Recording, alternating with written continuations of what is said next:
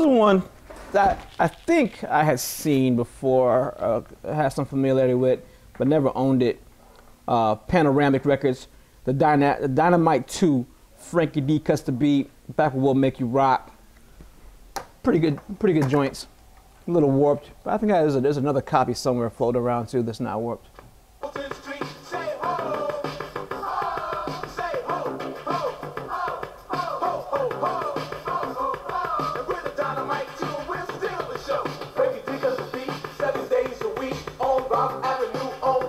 '85, so it's right in that sort of like transitional period in hip hop of like the party rap with the live bands to the drum machines. So you got a little bit of that harmonizing and party style with a little more the more rugged beats with the drum machines kind of combining, which is kind of popular in '85 as the transition was taking place.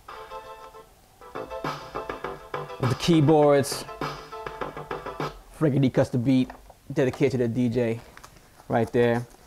Warlock. Warlock was a label known that would pick up a lot of small labels for distribution. This right here is City Beats Entertainment. Is Yankee Dollar and Fat Cat. This is like, I think a little later in the game. Well, there's no label on it, but I think it's a little poppier, a little pop rap. Yeah. Trying to make some more party rap, James Brown samples, upbeat. Yeah, a little R&B-ish.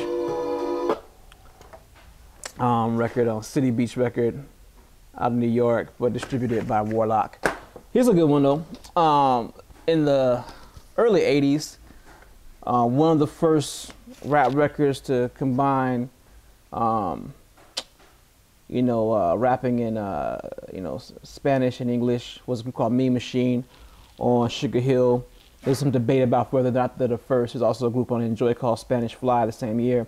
But I always thought that was the only record they made was Mean Machine, was that one record on Sugar Hill. But later on, they did do another record on this label called Honey Hush Records at the party. It's actually a pretty dope record. And I guess the Mean Machine was like known for like rocking a lot of parties, and they had a pretty strong park jam following.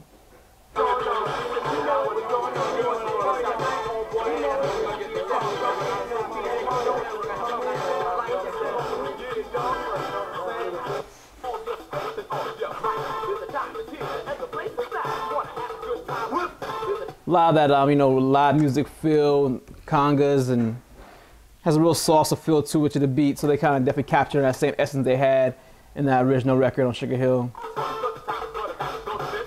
Yeah, definitely a good record. This is one I definitely will rock and do my like party sets. I can mix it in and get some good reactions out of it, I bet. I'm gonna try it out tonight, I think. I'm gonna give it a test run. It's kind of cool. Original jacket, got the label there, got the original Honey Hush stamp.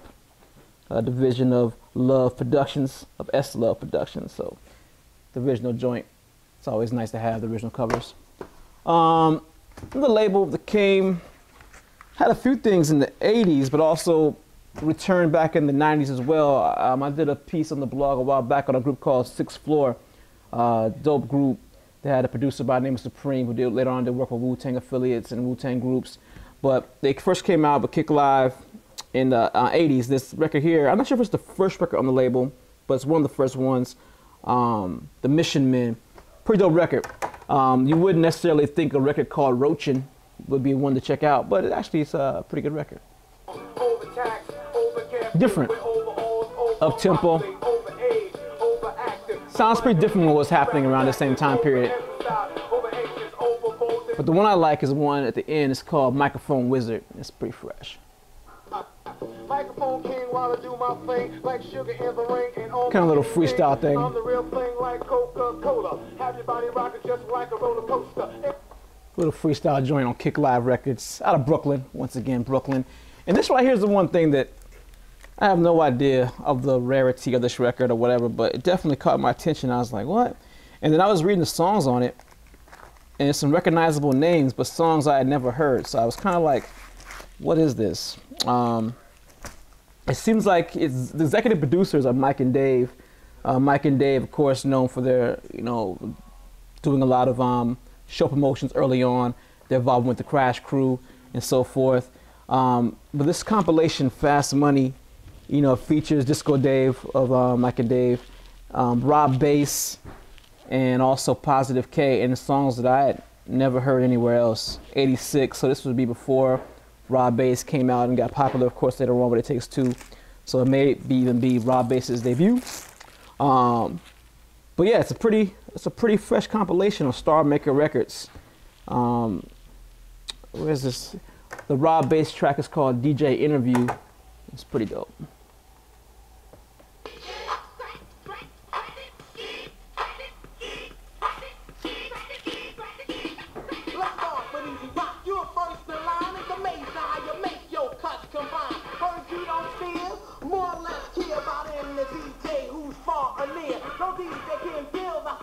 Definitely probably the hardest record in Rob Bass's career.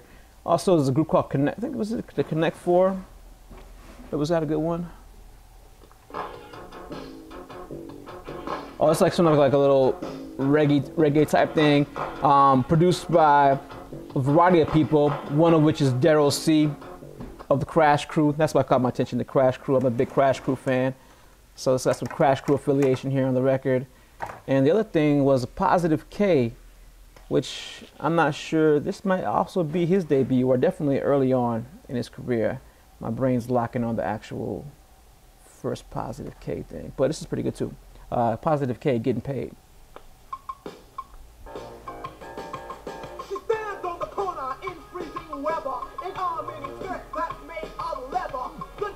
Talking about prostitution, you know, important stuff in life. I also got a group called The Most, with DJ Barry B of Dougie Fresh, Get Fresh Crew fame involved with. So a lot of names, Harlem people involved in this record. Disco Dave has a track called Yum Yum Eat 'Em Up that's involved with production by Daryl C.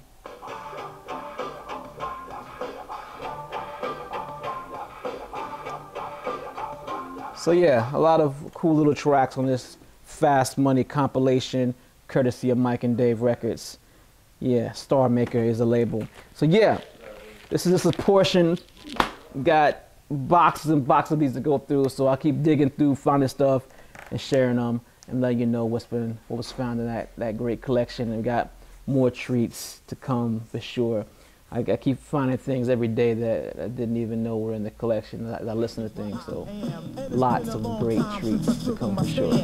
Yeah. Up on the stage and show I am so grand, and to turn the party out, I am just that man. Like signing boss sinister, I thought of a plan.